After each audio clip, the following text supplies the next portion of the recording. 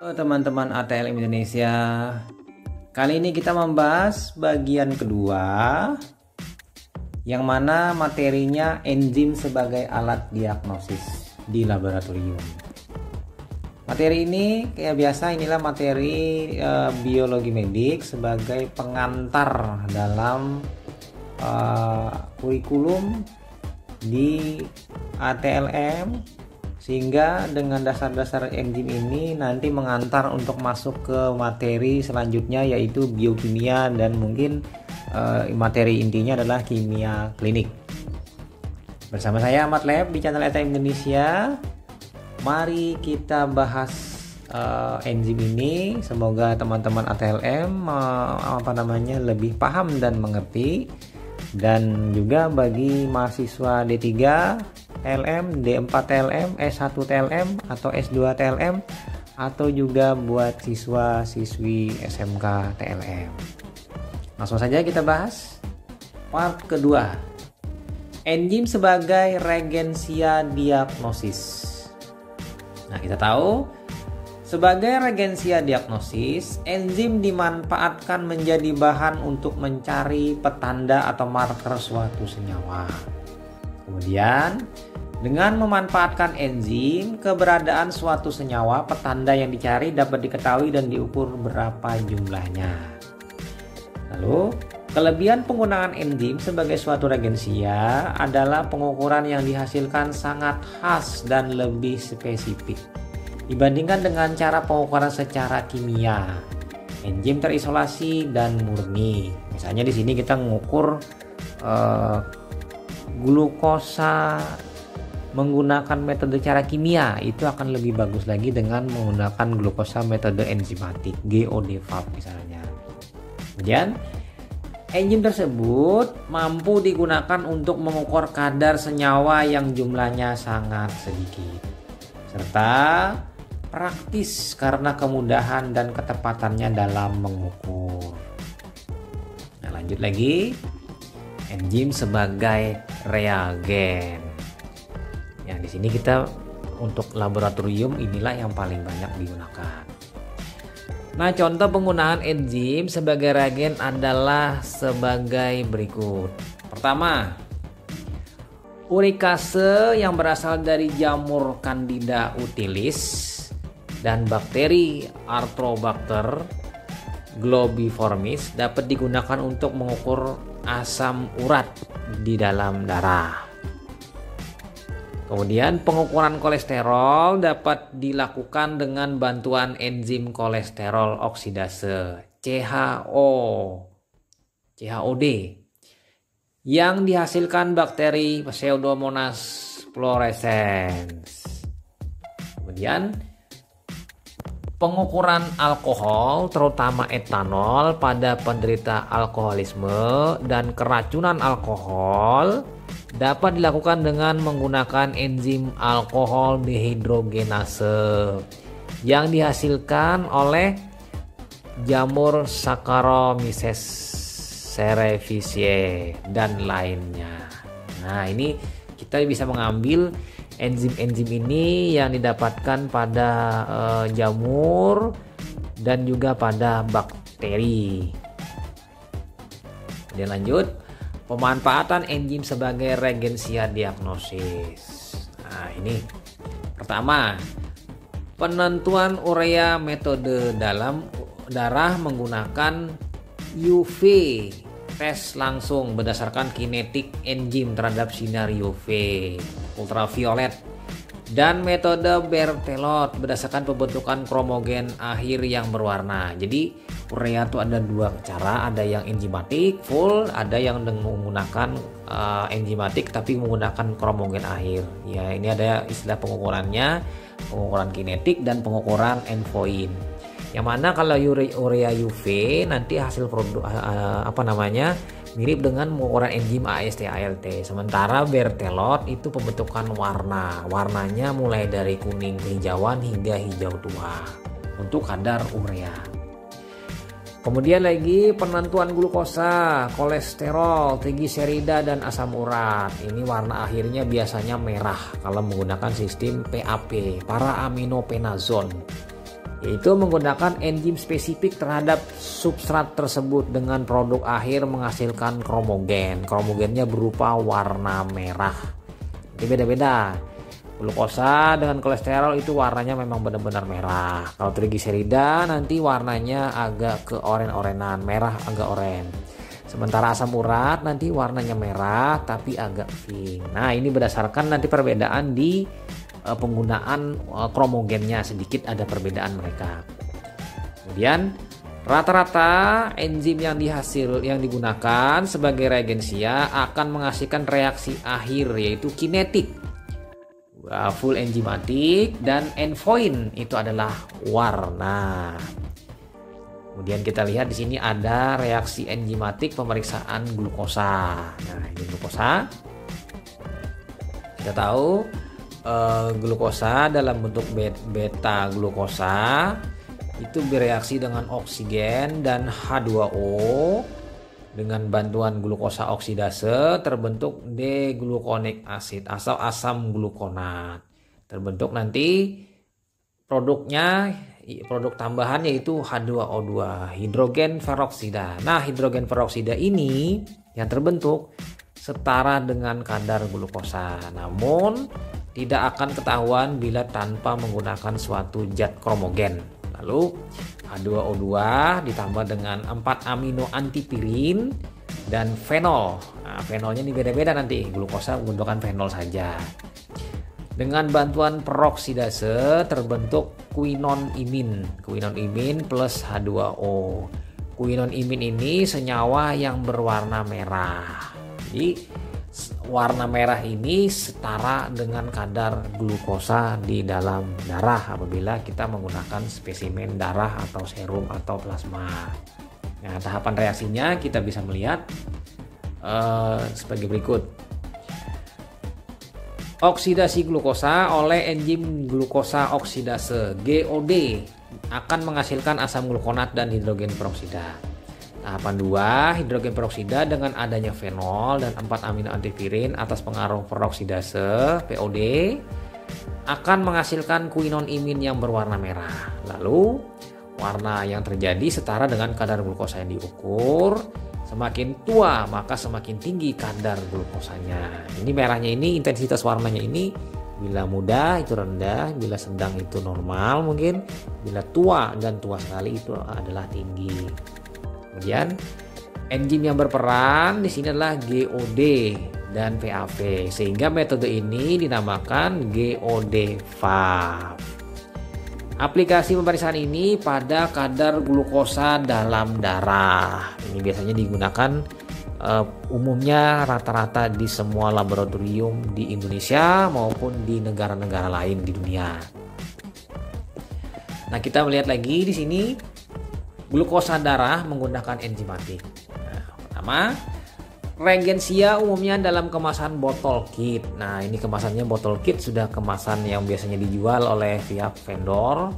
Kemudian pemeriksaan glukosa menggunakan serum yang dipisahkan dari sel darah. Jadi dibekukan dulu darahnya, lalu nanti di centrifuge dan terpisahlah serum di atas, bekuan dan sel darah di bawah.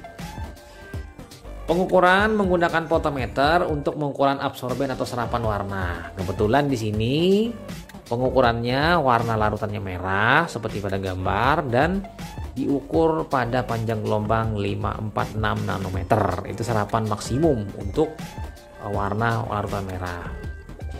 Reaksi enzimatik lebih spesifik dibanding teknik kimia biasa. Jadi menggunakan teknik ini lebih bagus dibandingkan menggunakan teknik kimia biasa.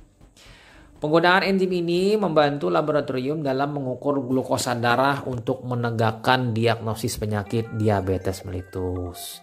Kadar gula darah yang tinggi atau hiperglikemia ini pada kasus diabetes mellitus. Nah, hiperglikemia. Nah, kemudian kita dari glukosa kita pindah ke pengukuran cara kinetik. Tadi menggunakan cara endpoint, sekarang kinetik. Kita bisa melihat di sini alfa ketoglutarat dan aspartat itu dengan bantuan enzim AST itu akan membentuk glutamat dan oksaloasetat. Ya, Nah, kita melihat di gambar sini, ini perubahan transfer, makanya disebut dengan enzim transaminotransferase. Lalu oksaloasetat dengan NADH dan H+ dengan bantuan MDH, malat dehidrogenase, berarti dia akan menghasilkan nanti bentuk oksaloasetat menjadi malat. Nah, ini terbentuk L-malat dan NAD+. Nah, di sini sebenarnya yang jadi masalah, yang menjadi tolak ukur dalam pengukuran ini adalah perubahan NADH menjadi NAD+. Inilah nanti yang berpengaruh pada pengukuran kinetik ini. Kita lihat nanti keterangannya selanjutnya, yaitu sebagai berikut. Tahapan reaksinya dulu. 1. Tahap 1, reaksi substrat antara alfa ketobutarat dan aspartat dengan bantuan enzim AST, aspartat aminotransferase, akan menghasilkan glutamat dan oksaloasetat. Kita lihat di reaksi. Tahap 2, reaksi oksaloasetat yang terbentuk dengan NADH dan H+ akan menghasilkan NAD+ dengan bantuan enzim malat dehidrogenase. Sudah kita bahas tadi. Kecepatan perubahan NADH menjadi NAD+ merupakan setara aktivitas enzim AST. Nah, di sini kecepatan perubahan NADH menjadi NAD+. Nah, nanti enzim berperan dalam reaksi ini adalah AST dan MDH secara kinetika reaksi. Karakteristik NADH dan NAD+ berbeda pada serapan maksimum oleh 340 nanometer. Sinarnya sinar UV di 340 nanometer. Di sini sinar ultraviolet.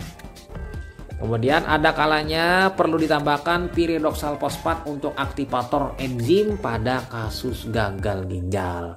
Jadi pada kasus gagal ginjal nanti kadar piridoksal fosfat atau piridoksin fosfat vitamin B6 ini akan turun drastis, mungkin terbuang melalui ginjal, terfiltrasi masuk ke dalam urin, sehingga kadar di dalam darah, dalam serum itu rendah. Perlu tambahan, yaitu with piridoksal fosfat. Nah, kita melihat di sini lagi proses reduksi oksidasi NAD dan NADH dan NAD+. Nah, di sini kita melihat di sini ada perubahan ribo ADP, kemudian reduction oksidasi. Jadi terjadi perubahan reduksi, ada yang tereduksi, ada yang teroksidasi menjadi ribo ADP, berubah gugusnya. Kita bisa melihat berubah gugusnya. NAD+ menjadi H+, tambah H+ dengan 2 elektron terbentuk NADH. Nah, ini reaksinya. Nah, kita lihat nanti perubahan keduanya. Keduanya memiliki kemampuan daya tembus yang berbeda di NAD di 340 nanometer. Nah, di sini kita melihat secara spektrogram dulu. NADH itu pada panjang gelombang UV dia rendah daya tembusnya. Jadi absorbennya rendah itu NAD+, rendah itu di 340. Sementara NADH itu di panjang gelombang 340 itu dia memiliki serapan yang maksimum. Jadi penurunan absorben ini prinsipnya. Jadi absorbennya itu tinggi dengan NADH diuraikan menjadi NAD+, maka turun serapan absorbennya. Makanya terjadilah failing reaction atau decrease reaction. Sama keduanya, failing reaction dengan decrease reaction. Penurunan absorben per satuan waktu, misalnya per 20 detik atau per 60 detik, dihitung dengan 3 titik. K0, K1, K2, K3. Nah, di situ. Kita lihat lagi pengukuran kinetik di crash AST. Pengukuran kinetik yang dilakukan untuk penentuan aktivitas enzim, yaitu kecepatan enzim untuk merubah substrat dengan tes UV. Nah, di sini. Jadi kemampuan enzim tadi untuk menguraikan substrat dengan melakukan tes UV. Bagaimana prinsipnya? Seperti ini. Substrat yang digunakan berisi NADH, LDH, alfa ketoglutarat, L-aspartat dalam buffer pH 7,5. Dalam kebanyakan reaksi enzimatik, koenzim NAD+ dapat direaksikan menjadi bentuk reduksinya NADH atau kebalikannya. Nah, sekarang si NADH-nya nih. NADH berlainan dengan NAD+, mempunyai daya tembus yang kecil. Berarti dia absorpsinya sangat kuat, tinggi absorpsinya, sehingga terhadap sinar UV dengan panjang gelombang tertentu 340. Ini tadi kita melihat yang paling tertinggi. Sehingga konsentrasi substrat atau aktivitas enzim dapat ditentukan melalui pengukuran. Jadi NADH sukar ditembus oleh 340 diuraikan menjadi NAD+, maka 340 tadi dengan mudahnya menembus perlahan-lahan 340 tadi dengan mudahnya menembus sinar tadi, diteruskan ke fotodiode atau photon detector pada fotometer. Nah, enzim yang dapat ditentukan cara ini antara lain AST, ALT, LDH, CK, alpha HBDH, dan urea UV serta dan lain-lainnya. Nah, itu. Kemudian lagi kita memanfaatkan pengukuran AST LT untuk fungsi hepar. Pengukuran AST dalam kit reagen AST metode kinetik umumnya dalam kemasan kit yang sudah siap digunakan. Enzim AST dalam serum diukur dengan mereaksikan substrat dalam kit reagen. Enzim NBH yang turut bereaksi ditambahkan dalam kit reagen. Peningkatan kadar AST menandakan kerusakan pada jantung, hepar, otot skeletal, dan ginjal. Kombinasi AST dengan ALT menjadi biomarker hepatitis, sedangkan kombinasi dengan LDH dan CKMB sebagai penanda gangguan pada jantung, infak miokard.